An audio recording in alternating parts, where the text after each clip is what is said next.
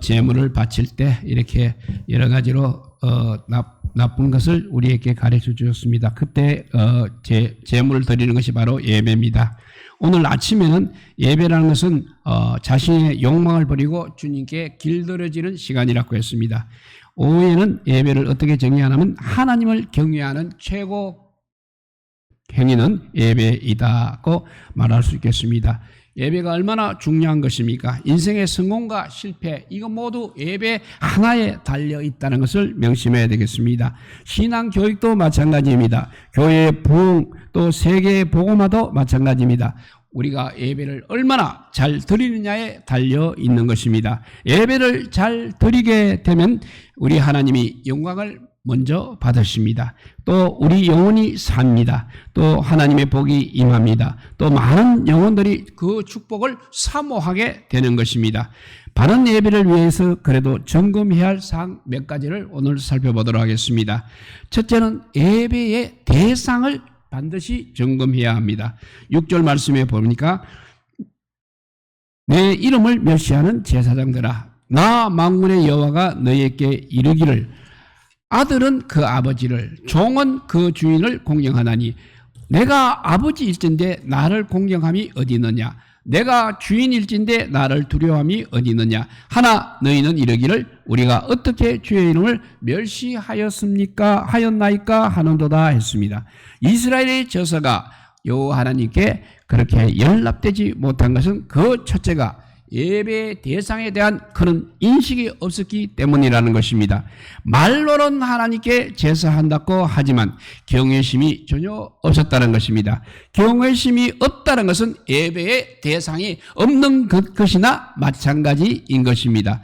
레인들은 제사를 위한 신앙이 아닌 의무로만 이해를 했습니다. 마음에도 없는 제사를 드렸다는 말이 되겠습니다. 그러므로 하나님께 우리가 바른 예배를 드리려면 먼저 하나님이 어떤 분이신가를 알아야 하는 것입니다. 천지 만물을 창조하시고 크시고 영원하시고 나를 위해 독생자까지 아끼지 않으신 사랑 많으시고 존귀와 영광 받으시기에 합당한 하나님 아버지임을 먼저 알아야 한다는 것입니다. 하나님은 위에 계시고 우리는 지금 땅에 있습니다. 그러므로 자기를 낮추며 하나님을 우러러 보아야 하는 것입니다. 하나님을 존중하고 사랑해야 하는 것입니다. 이 경외심이 바로 예배의 기초라는 것입니다. 이 경외심이 없으면 예배가 아닌 것입니다. 예배의 경외심이 항상 존재해야 하는 것입니다. 이렇게 제일 먼저 점검해야 될 것이 예배의 대상이라고 했습니다. 두 번째는 예배의 목적을 점검해야 합니다. 7절에 봅니다. 너희가 더러운 떡을 나의 제단에 드리고도 말하기를 우리가 어떻게 주를 더럽게 하였나이까 하는도다. 이는 너희가 여호와의 식탁은 경멸히 여길 것이라고 말하기 때문이다 했습니다. 여기 더러운 떡이라는 것은 뒤에 8절에 나오는 병든 죄물들을 지칭하고 있는 말입니다. 율법에서는 흠 있는 죄물을 금했습니다. 레위기 22장 20절에 보면 무려 흠 있는 것을 너희는 드리지 말 것은 그것이 연락되지 못할 것임이라고 했습니다. 그럼에도 불구하고 그들은 선지자의 책망을 듣고도 우리가 어떻게 주님을 더럽게 하였느냐고 반문하고 있습니다. 당시 제사장들이 눈 멀고 절고 병든 짐승을 제물로 드린 이유가 있었습니다.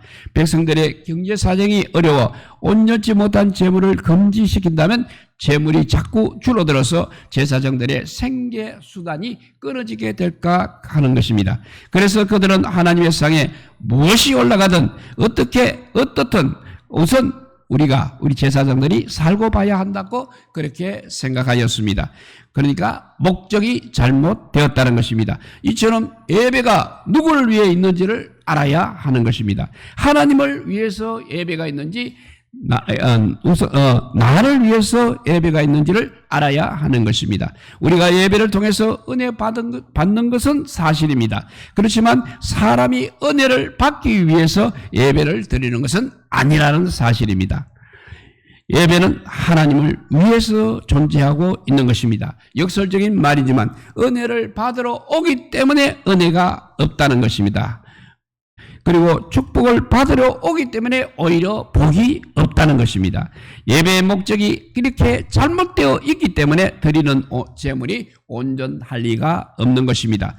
모든 것이 사람들 좋은 대로 나가고 있습니다. 이것이 바로 예배의 인본주의인 것입니다. 예배의 목적이 오로지 하나님 아버지께 영광 돌리는 마음으로 가득 차 있어야 하는 것입니다. 그 마음을 가지고 하나님 앞에 나오게 되면 예배 드리기 전부터 벌써 은혜가 임하기 시작하는 것입니다. 예배의 목적이 잘못되면 예배가 아닌 것입니다. 오히려 나를 위한 예배가 되는 것입니다.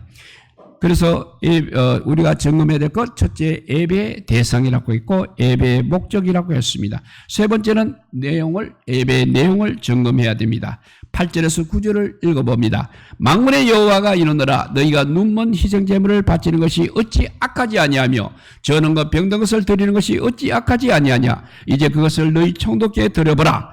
그가 너를 기뻐하겠으며 너를 받아주겠느냐. 만군의 여호와가 이르노라 너희는 나 하나님께 은혜를 구하면서 우리를 불쌍히 여기소서 하여 보라. 너희가 이같이 행하였으니 내가 너희 중 하나인들 받겠느냐 했습니다. 지금은 신약 시대이기 때문에 이런 희생 제물은 드리지 않고 있습니다. 여기 예표하는 제사는 예수 그리스도께서 십자가에 달리사 친히 이제 제물이 되심으로 온전히 그 제물을 하나님께 드려줬습니다. 그렇다고 해서 드릴 것이 없는 것은 또 아닌 것입니다. 구약의 제사는 신약에서 예배의 그림자이기도 한 것입니다. 그래서 참미의 제사란 말도 나오고 이 같은 제사를 기뻐하신다고도 하셨습니다. 그러므로 우리의 예배도 이제는 흠이 있어서는 안 되겠습니다. 그래서 예배의 내용이 중요한 것입니다. 전하는 말씀이 어떤 것입니까? 우리가 부르는 찬송이 어떤 것입니까? 드리는 기도가 어떤 것입니까? 세상 윤리나 도덕을 전한다면 이것은 하나님 나라의 복음이 아닌 것입니다. 감사와 간구를 구별하지 못하면 중언부언하는 기도라면 기도가 아니라는 것입니다. 혹은 드리는 물질도 기쁘고 즐거운 마음이 있어야 예배가 되는 것입니다.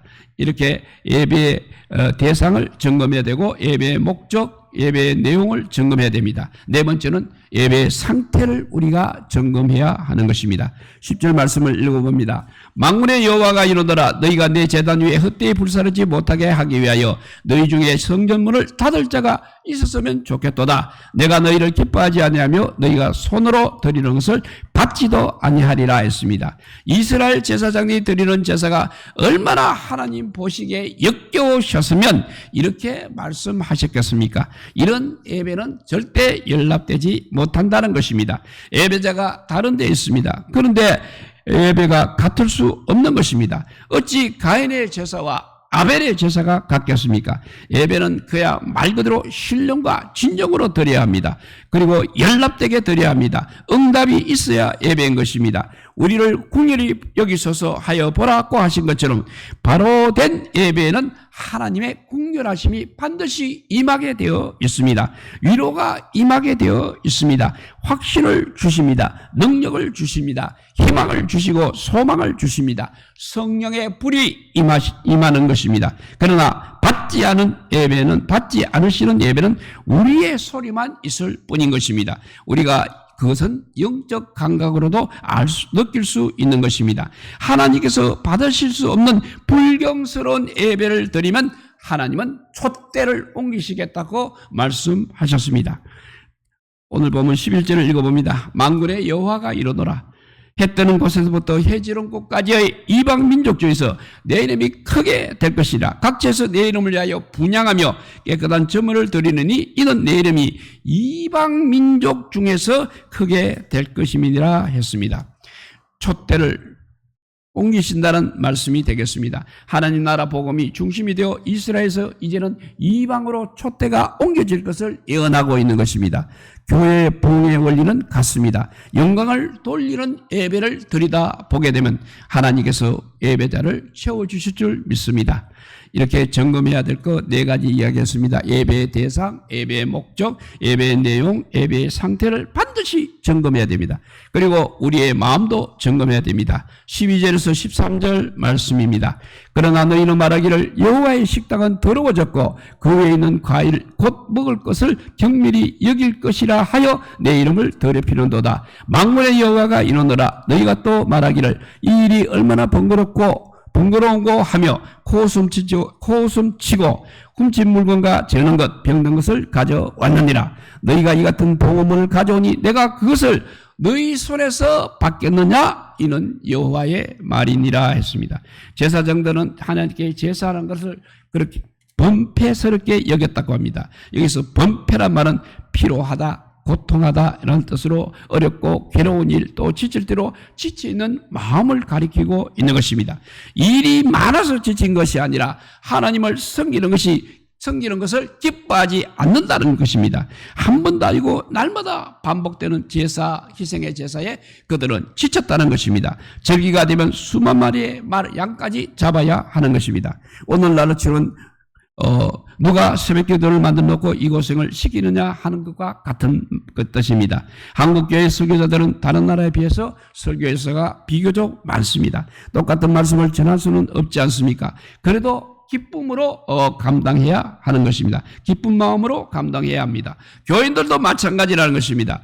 아무리 예배가 많다 할지라도 기쁜 마음이 있어야 한다는 것입니다. 예배가 없다면 무슨 세상 낙이 있어야 사모해야 하는 것입니다. 이처럼 예배를 마지못해서 드리면 하나님께서는 절대 받지 않으신다는 것입니다. 기쁘고 즐거운 마음으로 드리고 또 다음 예배를 간절한 마음으로 기대해야 하는 것입니다. 1시간이 짧아 예배가 끝나고도 예배당을 떠나기 싫은 그런 상태가 되어야 합니다. 이런 마음의 예배라야 우리 하나님께서 받으신다는 것입니다. 그러므로 무엇보다도 예배 준비를 철저히 잘해야 하겠습니다. 다시 한번 점검합니다. 예배의 대상도 점검하고 예배의 목적도 점검하고 예배의 내용도 점검하고 예배의 상태도 점검하고 우리 마음의 상태도 점검해야 되겠습니다. 마지막 6번째는 결과를 우리가 점검해야 합니다. 14절에 보면 짐승떼 가운데 숫꽃이 있거늘 그 소원하는 일에 흠 있는 것으로 속여 내게 드리는 자는 저주를 받으리니 나는 큰 힘이요 내 이름은 이방 민족 중에서도 두려워하는 것이 됨이라. 만군의 여호와의 말이라고 했습니다. 당시 백성들은 흠 없는 숫꽃이 있으면서도 하나님께 좋은 것보다는 못한 것에 손이 갔다는 것입니다. 그래서 마치 흠 없는 짐승이 없는 것처럼 속여서 나쁜 재물을 드렸습니다. 그러면 저주를 받으신다는 말입니다. 저주를 받는다는 말씀입니다. 하나님을 절대 속이지 못하는 것입니다. 흠 없는 숫꽃 즉 속죄물이 확실하지 않으면 제사가 되지 않는다는 것입니다. 속죄물이 확실하지 못하면 거기에다가 저주까지 임한다는 것입니다. 제사를 잘못 드리게 되면 결국 저주가 있다는 말이 되겠습니다. 이처럼 예배가 다 같지 않습니다. 드리는 자의 상태가 다른데 어찌 같겠습니까? 은혜가 넘치는 예배가 있는가 하면 그렇지 못한 예배가 있는 것입니다. 예배를 드리는 후 심령이 소생할 수도 있지만 어떨 때는 도리어 답답하고 시험이 옵니다. 속죄물이 확실하지 않기 때문입니다. 즉 속죄의 확신이 부족하기 때문이라는 것입니다. 그러므로 율법적인 믿음으로 예배해서는 안 된다는 것입니다. 믿음으로 어렵다 함을 얻은 보혈의 확신을 가지고 우리 모두 예배를 드리시기 바랍니다. 그렇지 않으면 예배를 드리면 드릴수록 그것은 축복이 아니라 저주가 되는 것입니다. 그러므로 우리와 교회와 한국교회의 미래도 예배에 달려 있습니다. 예배를 잘 드려야 합니다. 하나님이 받으실 만한 예배를 드려야 하는 것입니다. 성령이 역사하는 예배를 드려야 하는 것입니다. 보혈의 확신과 말씀과 성령으로 씻은 깨끗한 심령으로 예배하시기 바랍니다. 이제 말씀을 맺습니다. 하나님께서는 우리를 귀한 예배자로 불러주셨습니다. 하나님 나는 여기 있다 저기 있다 못하리니 예배하는 것이 곧 천국인 것입니다. 하나님을 경외하고 찬양하는 소리가 더 높을 때 천국이 우리에게 비로소 임하게 되는 것입니다. 예배를 위해서 기도를 많이 준비하시기 바랍니다. 기도 준비를 많이 하시기 바랍니다. 우리 모두 우리의 예배를 점검하여 하나님께 온전히 영광을 돌리고 이 땅에 천국이 임하는 예배의 승리자들이 다 되시기를 우리 주님의 이름으로 축복드립니다. 기도하겠습니다. 사랑의 하나님 감사합니다. 우리의 예배가 너무 많고 너무 지루하다고 불평하는 사람들이 많이 있습니다. 그 옛날 아버지 그렇게 예배 드리는 사람들은 다 저주를 받는다고 오늘 우리에게 말씀해 주고 있습니다. 이제 나 자신의 욕망 때문에 예배를 드리는 것이 아니라 주님 앞에 우리를 바치는 예배가 되게 하여 주시옵소서. 또 아버지 가장 아름다운 것으로 가장 아버지 싱싱한 것으로 우리가 예배를 드릴 수 있게 하여 주시옵소서. 그냥 시간만 때우고 가는 예배가 아니라 하나님과 우리가 하나가 되는 일치되는 그런 귀한 시간 되게 하여 주시옵소서. 그래서 주님이 주시는 그 무한한 은총밖에 부족함이 없게 하여 주시고 우리의 예배를 통해서 우리의 심령이 더 깨끗해지게 하여 주시고 정말 때묻지 않는 예배가 때묻지 않는 믿음의 사람으로 아버지 성장할 수 있도록 인도하여 주실 줄 믿사옵고 이 모든 말씀 아무 공도 없으나 우리 구주 예수 그리스도 이름으로 기도드리옵나이다. 아멘. 예, 우리 찬송가 421자입니다. 내가 예수